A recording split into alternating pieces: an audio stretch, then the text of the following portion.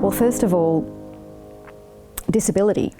The idea that I don't feel I have a disability, it doesn't work, I'm not eligible, so I won't go and find anything out. The fact that I don't have anyone to help me find out. There's all sorts of barriers to just finding out about it. For me, there's the outside barriers, like being able to tolerate bureaucracy and waiting in lines and speaking to people that maybe aren't clear. But then there are barriers that I've got because of the way I function. So my memory is really impaired. I've found so many consumers, so many people with lived experience of mental illness, so confused and overwhelmed by the NDIS and all the information they're receiving. Also, the information they're receiving is not always exactly the same, depending on who's delivering it.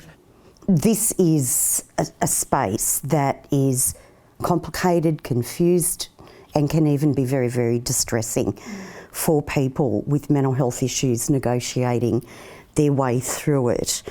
I do class myself as, on a recovery journey, and I'm feeling quite well, and then I'm having to think back to those times when I haven't been well, and it definitely did impact on me. And that was just going through the process with professionals that I know. So I don't know what it's going to be like going through the process with people who don't know me at all. I did get to a stage where I felt that I told my story over and over again and was clear about what I needed to be safe, and it didn't matter. But I also have told my story a lot in trying to get change happening. So that's actually been empowering. It's not enough just to have a mental health condition and be impacted severely by it. You have to provide sufficient evidence.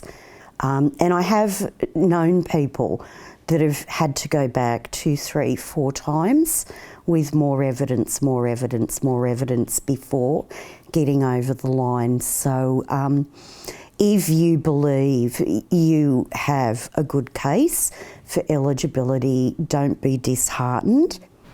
My main challenge was having a voice in the process initially, and still is, when I try and pursue any complaints processes. There's no accountability. So I just hope people protect themselves as best they can, and hopefully, more peer groups and advocacy groups will start standing up and sharing stories and making change.